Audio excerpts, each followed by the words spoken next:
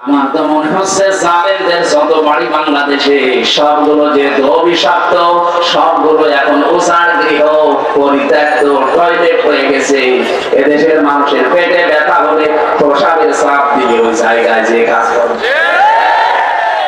এরপরও যদি আমার শিক্ষা না হয়, এটা আমাদের শিক্ষা নেওয়ার বিষয় কিন্তু এখনো বলিনি। আমাদের শিক্ষা বিষয় আগামীতে যারা দেশের দায়িত্বে আসবেন, যারা আসবেন, আপনি আর যাই করেন যেন জালেম হবেন না। কারণ শব্দটা ঘৃণিত শব্দ, আল্লাহর কাছে নিন্দিত। জালেমদেরকে আল্লাহ সবচাইতে বেশি টার্গেটে রাখেন। সূরা ইব্রাহিম 42 নম্বর আয়াত, ওয়ালা তাহসাবান্নাল্লাহা গাফিলান আম্মা ইয়ামালুস সালিমুন। আল্লাহ পাক বলেন, কি মনে করেন হে নবী আমি জালেমদের কোনো খবর রাখি না? সবচাইতে বেশি খোঁজ খবর রাখি আমি জালেমদের ব্যাপারে। এই জন্য আমরা সামনে যারা আসে আমি আহ্বান জানাচ্ছি, খুব ভালোবাসি আপনাদের, সে যেই হোক, সামনে যারা চেয়ার পাবেন তারা আর যাই করেন বাংলাদেশে জুলুম করবেন না।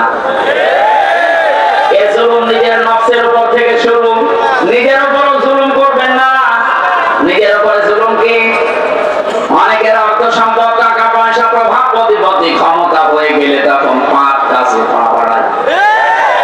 এটা সূরা হুদের 9 নম্বর আয়াতে আল্লাহ বলে দিয়েছেন, ওয়ালাইন আযাকনাল ইনসানা মিন্না রাহমাতান সুম্মা নাযা'নাহা মিন ইন্নাহু লায়াউসুন কাফুর।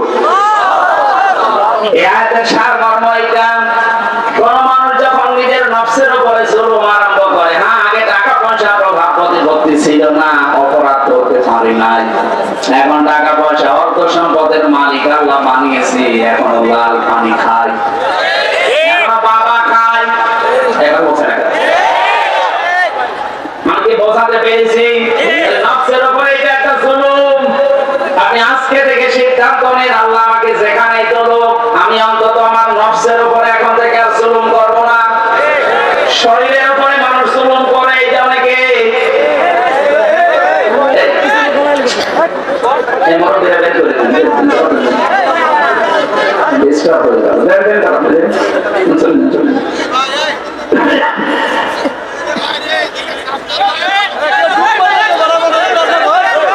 নিজের শরীরের সাথে যারা জুলুম করি আমরা। ভারতের এই পিনাক করা পত্রিকাগুলো যখন আসতো, আকাশ সংস্কৃতির নামে ওলট পালট সিনেমা, থিয়েটার, নভেল, নাটক, এগুলো দেখে নিজেকে কন্ট্রোল করতে না পেরে অনেকে হস্তমৈথুন করে নিজের যৌবন নষ্ট করে। না এই গাজীপুরে নেই? আছে মানে যে হারবারের পোস্টারটার প্রমাণ, ইন্ডিয়া হারবার, কলকাতা হারবার, ও ছাতা দিয়ে কি হবে? আপনি তো আগে মেশিন শেষ করে ফেলেছেন। অবস্থা ঠিক, আপনি ও মরার শেষ না, এটা আপনি শরীরটা শেষ করলে, আপনি কি জানেন 70 ফোঁটা রক্ত দিয়ে 1 ফোঁটা বীজ তৈরি হয়? মানে কোন কারণে এগুলো দেখবেন আর করবেন? আজকে থেকে তাওবা করে ফিরে আসা লাগবে। এই মোবাইলে এমন দৃশ্য রাখা যাবে না যেটা নিজে দেখলে আনন্দ পান, অন্য দেখলে লজ্জা পান। এরকম দৃশ্য নেই? তাদের মোবাইলে আছে, এই মুহূর্তে ডিলিট করা লাগবে। এখন যদি আপনি মোবাইল বন্ধ হয়ে যায়, ডিলিট করতে পারছেন না, পারিছে, যেটা নিজে দেখলে আনন্দ পান, অন্য কেউ দেখলে লজ্জা পান, এমন দৃশ্য থাকলে ডিলিট করবেন। কারা কারা হাত তোলেন? ওরে আল্লাহ, এত মুরব্বী মানুষরা 2 হাত তুলেছে। ঠিক আছে আপনার মোবাইলে? সব মোবাইলে গেছে। যুবক মানুষ হাত তুলে তো মারা যায়। আমার দাদার বয়সী, আর আপনি 1 হাত না তুলে 2 হাত তুলেছে, মনে হচ্ছে ওর মোবাইলে মমতাজ ভরা। না, এসব রাখা যাবে না ভাই।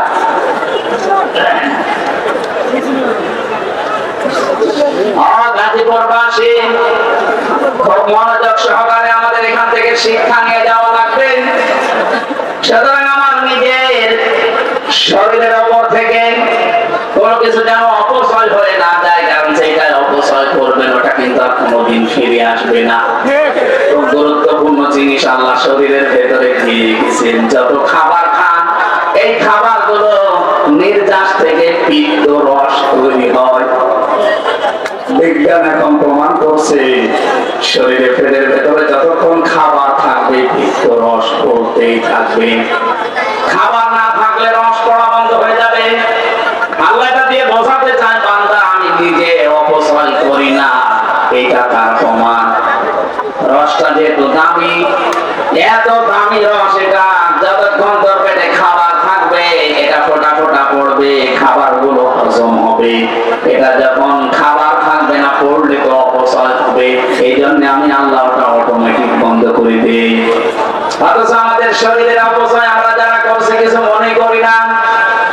যখন যখন শেষ হয়ে যাবে তখন আর দোয়া করেও কাজ হবে না, তাবিজ কবজেও কাজ হবে না। এখন থেকে সতর্ক, আমরা যেন অন্তত এই শয়তানি কাছে কেউ হাত পা না বাড়ায়। কথা বলেন না কেন? মানতে পারবেন ইনশাআল্লাহ? আমরা আজকে থেকে শিক্ষা নিয়ে গেলাম, জালেমদের প্রতি যেহেতু আল্লাহ সবচাইতে বেশি টার্গেট, আর নিজে আল্লাহ মামলা দায়ের করবে, নিজে মামলা দায়ের করবে জালেমদের বিরুদ্ধে। এটা সূরা শূরা 25 নম্বর পারা 6 নম্বর পৃষ্ঠা 13 নম্বর লাইনের 42 নম্বর আয়াতে আছে, ইন্নামাস সাবিলু আলাল্লাযীনা ইয়াযলিমুনান নাস। আল্লাহ পাক বলেন, অবশ্যই আমি আল্লাহ মামলা দায়ের করব কিয়ামতের ময়দানে জালেমদের বিরুদ্ধে।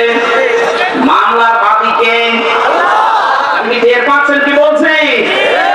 মামলার বাদী যত বড় হয় মামলা তত কঠিন হয়। আমার যিনি মামলা দিয়েছিল, যদি এরকম সলিমতি গলিমতি কেউ দিত, 3 দিনও আমার আটক রাখতে পারতো না। কয় টাকা নেবে, টাকা দিয়ে বের করে চলে আসতাম। মামলার বাদী এমন সব, টাকা পয়সা দরকার না, ওটা আটকিয়ে রাখবে কে? ঠান্ডা ছিল। এই জন্য মামলার বাদী যেহেতু বড়, আমার মামলা এরকম কঠিন ছিল।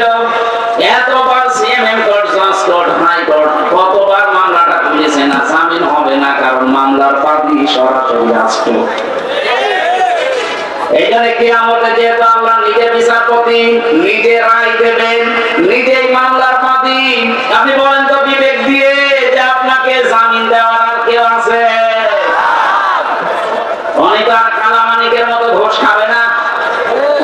এই কালামানিক নামে একজন বিচারপতি, একটা অবৈধ বিচারপতি ছিল। বিচারপতি বলল অন্য বিচারপতির সম্মান হানি হয়, ও চেয়ার প্রায় পোড়া নষ্ট করে ফেলেছে। জনগণ এত রাগ ছিল তার উপরে, কলা পাতাল শুয়েছিল, বিসি উড়ে গেছে।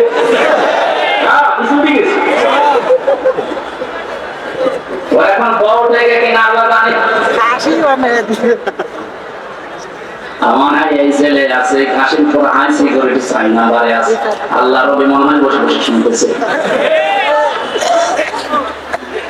শুনতেছে, যদি শুনে থাকে ভালো করে শোনেন। আপনি বেরিয়ে দেখবেন আপনার বউ আল্লাহ রাস্তায় চলে গেছে। আপনার কারণে বহু মানুষ তার স্বামীকে হারিয়েছে। বিচারের নামে প্রহসন করে হাজার হাজার মানুষকে জেল খাটিয়েছে, হাজারো মানুষের জীবন নষ্ট করে দিয়েছে। যার যতটুকু কাজ কারবার আল্লাহ কিন্তু অতটুকু তার উপরে তুলবে। আপনি মনে করবেন না আল্লাহ গাফেল, আল্লাহ ছাড় দেয় কিন্তু ছেড়ে দেয় না। ইন্টারনেট বন্ধ করে যেই লোকটা হাজার হাজার মানুষকে প্রতিবন্ধী করে বানিয়ে রেখেছিল ঘরে, হাজারো মানুষকে অন্ধকারে হত্যা করেছে, এই ছেলে আছে। এই 4 নাম্বার ছেলে আছে এখন হাই সিকিউরিটিতে। বলছে আমার কমোড লাগবে। তো কমোড আলেমদেরকে ধরে মাটিতে শুয়ে রাখতো, আর কমোড লাগবে। আমি মন্ত্রী ছিলাম, আমি এমপি ছিলাম। কিসের মন্ত্রী? 2008 থেকে 24 সাল পর্যন্ত যারা নির্বাচনের নামে প্রহসন করে এমপি মন্ত্রী হয়েছে, এগুলো মন্ত্রী বলা যায় না। যত টাকা ভাতা নিয়েছেন এই কয় বছরে সব ফেরত দেওয়া। কিসের মন্ত্রী আপনি? এতটুকু এখন থেকে বলা যায় সাবেক চোর। হ্যাঁ, সাবেক চোর, সাবেক ডাকাত, এটা বলবেন, অসুবিধা। কারণ এরা ভোট ডাকাত, এরা ভোট চোর। আর যেন কোনদিন এই ডাকাত, এই চোরগুলো ঘুরে দাঁড়াতে না পারে। দরকার সারা বাংলাদেশের সব জায়গায়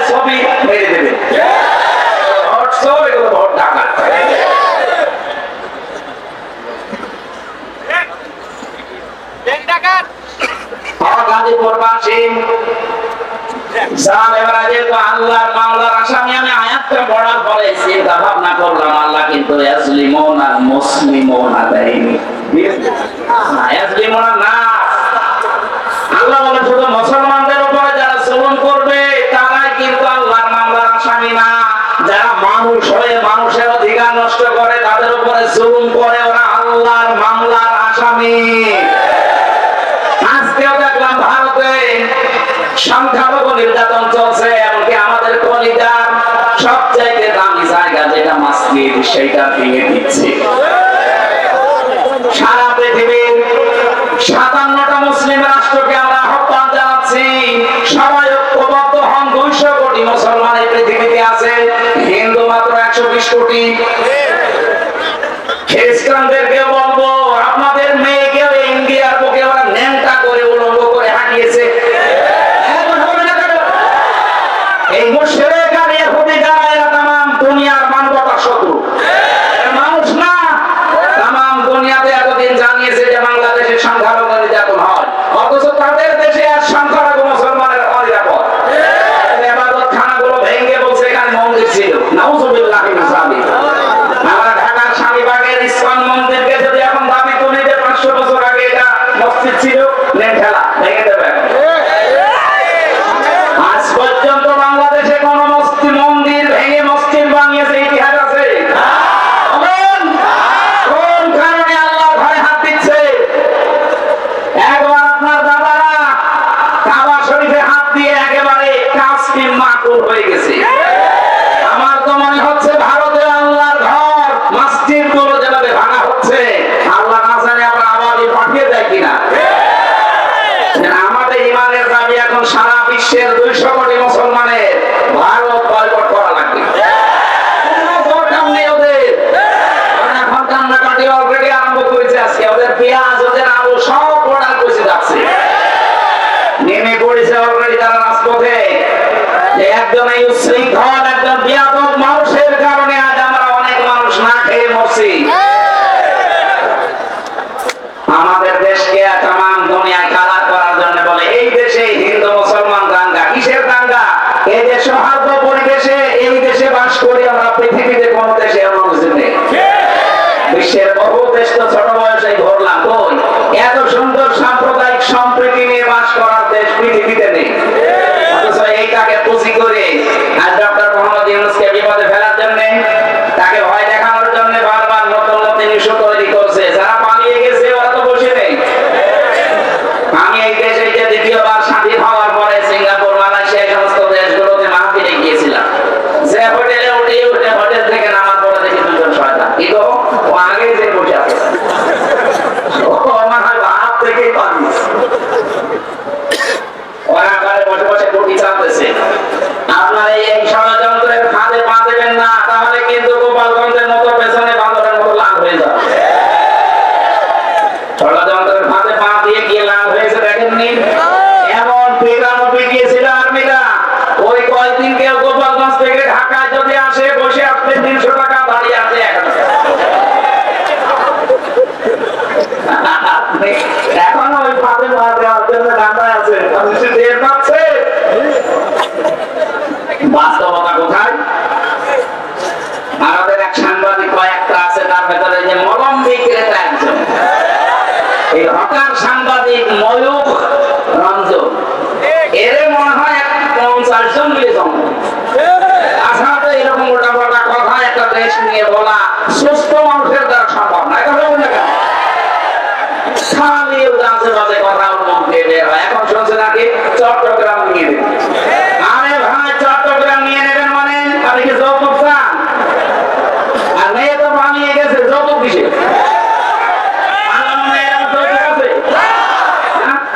যৌতুক কিসে? বিয়েই তো মানি না। কারণ যার সাথে গেছে ও তো ফুল হাতা, আর আমাদের হাত হাতা। কোন আপনার সাথে হাতা তো যান। আমি এই শব্দটা শুনেছিলাম জেলে আসার পর।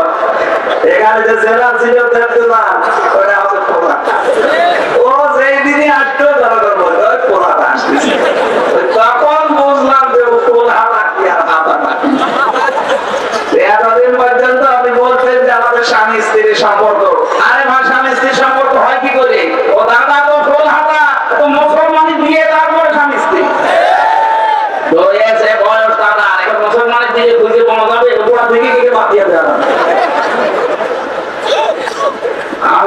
বাংলার না, এদেশের চট্টগ্রাম না। 1 ইঞ্চি জায়গা যদি কেউ ঝামেলা করেন, 7 সিস্টার কিন্তু উল্টাপাল্টা হয়ে যাবে। বাংলাদেশের মুসলমানদের আর কিছু না থাক, এদের যা ঈমান আছে, যতটুকু নামাজ পড়তে না পারে, এদের যা ঈমান আছে, এদেশের 18 কোটি মানুষ যদি বাংলার 1 ইঞ্চি মানুষের জন্য জীবন দিতে হয়, 36 কোটি নিয়ে মরব।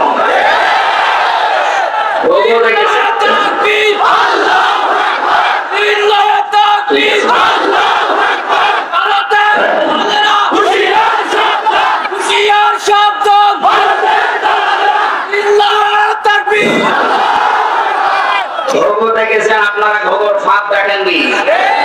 57টা মুসলিম রাষ্ট্র কিন্তু সব এখন এক হয়ে যাচ্ছে।